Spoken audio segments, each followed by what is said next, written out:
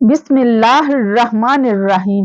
حضرت عمارہ انصاریہ رضی اللہ تعالیٰ عنہا ان عورتوں میں سے ہیں جو اسلام کے شروع زمانہ میں مسلمان ہوئیں اور بیت اللہ عقبہ میں شریک ہوئیں۔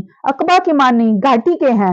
حضور صلی اللہ علیہ وسلم اول چھپ کر مسلمان کرتے تھے کیونکہ کافر نو مسلموں کو سخت تکلیف پہنچاتے تھے۔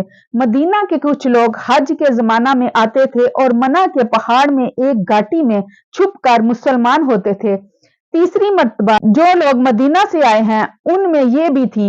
ہجرت کے بعد جب لڑائیوں کا سلسلہ شروع ہوا تو یہ اکثر لڑائیوں میں شریک ہوئیں، بالخصوص احد، حدیبیہ، خیبر، حنین اور یمامہ کی لڑائیوں میں۔ احد کی لڑائی کا قصہ خود ہی سناتی ہیں کہ میں مشکیزہ پانی کا بھر کر احد کو چل دی کہ دیکھوں مسلمانوں پر کیا گزری، اور کوئی پیاسا زخمی ملا تو پانی پلا دوں گی۔ اس وقت ان کی عمر 43 برس کی تھی۔ ان کے خاوند اور 2 بیٹے بھی لڑائی میں شریک تھے۔ مسلمانوں کو فتح اور غلبہ ہو رہا تھا، مگر تھوڑی دیر میں جب کافروں کو غلبہ ظاہر ہونے لگا تو میں حضور صلی اللہ علیہ وسلم کے قریب پہنچ گئی اور جو کافر ادھر کا رخ کرتا تھا اس کو ہٹاتی تھی۔ ابتدا میں ان کے پاس ڈھال بھی نہ تھی، بعد میں ملی جس پر کافروں کا حملہ روکتی تھی۔ کمر پر ایک کپڑا باندھ رکھا تھا جس کے اندر مختلف چھیتڑے بھرے ہوئے تھے۔ جب کوئی زخمی ہو جاتا تو ایک چھیتڑا نکال کر جلا کر اس زخم میں بھر دیتی۔ خود بھی کئی جگہ سے زخمی ہوئی، 12-13 جگہ زخم آئے جن میں ایک بہت سخت تھا۔ سعید رضی اللہ تعالیٰ عنہا کہتی ہیں کہ میں نے ان کے مونڈے پر ایک بہت گہرا زخم دیکھا۔ میں نے پوچھا یہ کس طرح پڑا تھا؟ کہنے لگی کہ احد کی لڑائی میں جب لوگ ادھر ادھر پریشان پھر رہے تھے تو ابن کمیہ یہ کہتا ہوا بڑھا کہ محمد صلی اللہ علیہ وسلم کہاں ہیں؟ مجھے کوئی بتا دو کہ کدھر ہیں، اگر آج وہ بچ گئے تو میری نجات نہیں۔ حمراء الاسد کی لڑائی کا اعلان فرما دیا۔ عمارہ رضی اللہ تعالیٰ عنہا بھی کمر باندھ تیار ہو گئی، مگر چونکہ پہلا زخم بالکل ہرا تھا اس لیے شریک نہ ہو سکی۔ حضور صلی اللہ علیہ وسلم جب حمراء الاسد سے واپس ہوئے تو سب سے پہلے عمارہ رضی اللہ تعالیٰ عنہا کی حریت معلوم کی، اور جب معلوم ہوا کہ افاقہ ہے تو بہت خوش ہوئے۔ اس زخم کے علاوہ احد کی لڑائی میں اور بھی بہت سے زخم آئے تھے۔ عمارہ کہتی ہیں اصل میں وہ لوگ گھوڑوں پر سوار تھے اور ہم پیدل تھے، اگر وہ بھی ہماری طرح سے پیدل ہوتے جب بات تھی۔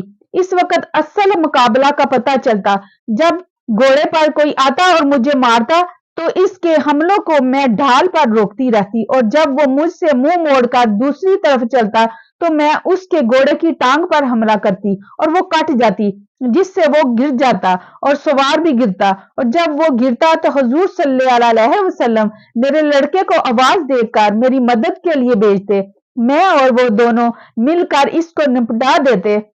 ان کے بیٹے عبداللہ بن زید رضی اللہ تعالیٰ عنہ کہتے ہیں کہ میرے بائیں بازو میں زخم آیا اور خون تھمتا نہ تھا۔ حضور صلی اللہ علیہ وسلم نے ارشاد فرمایا کہ اس پر پٹی باندھ لو۔ میری والدہ آئیں، اپنی کمر میں سے کچھ کپڑا نکالا، پٹی باندھی اور باندھ کر کہنے لگی کہ جا کافروں سے مقابلہ کر۔ حضور اکبر صلی اللہ علیہ وسلم اس منظر کو دیکھ رہے تھے، فرمانے لگے عمارہ اتنی ہمت کون رکھتا ہوگا جتنی تو رکھتی ہے۔ حضور صلی اللہ علیہ وسلم نے اس دوران میں ان کو اور ان کے گھرانے کو کئی بار دعائیں بھی دیں اور تعریف بھی فرمائی۔ عمارہ کہتی ہیں کہ اسی وقت ایک کافر سامنے آیا تو حضور صلی اللہ علیہ وسلم نے مجھ سے فرمایا کہ یہی ہے جس نے تیرے بیٹے کو زخمی کیا ہے۔ میں بڑی اور اس کی پنڈلی پر وار کیا جس سے وہ زخمی ہوا اور ایک دم بیٹھ گیا۔ حضور صلی اللہ علیہ وسلم مسکرائے اور فرمایا کہ بیٹے کا بدلہ لے لیا۔ اس کے بعد ہم لوگ آگے بڑھے اور اس کو نپٹا دیا۔ حضور صلی اللہ علیہ وسلم نے جب ہم لوگوں کو دعائیں دی تو میں نے عرض کیا یا رسول اللہ دعا فرمائیے کہ حق تعالی شانہ جنت میں آپ کی رفاقت نصیب فرمائے۔ جب حضور صلی اللہ علیہ وسلم نے اس کی دعا فرما دی تو کہنے لگی کہ اب مجھے کچھ پرواہ نہیں کہ دنیا میں مجھ پر کیا مصیبت گزری۔ احد کے علاوہ اور بھی کئی لڑائیوں میں ان کی شرکت اور کارنامے ظاہر ہوئے ہیں۔ حضور اکبر صلی اللہ علیہ وسلم کے وصال کے بعد جب ارتداد کا زور شور ہوا اور یمامہ میں زبردست لڑائی ہوئی، اس میں بھی عمارہ رضی اللہ تعالیٰ عنہا شریک تھیں۔ ان کا ایک ہاتھ بھی کٹ گیا تھا اور اس کے علاوہ 11 زخم بدن پر آئے تھے۔ انہی زخموں کی حالت میں مدینہ طیبہ پہنچی۔ ایک عورت کے یہ کارنامے ہیں جن کی عمر احد کی لڑائی میں 45 برس کی تھی، جیسا کہ پہلے گزرا، اور یمامہ کی لڑائی میں تقریباً 52 برس کی۔ اس عمر میں ایسے مارکوں کی اس طرح شرکت تو کرامت ہی کہی جا سکتی ہے۔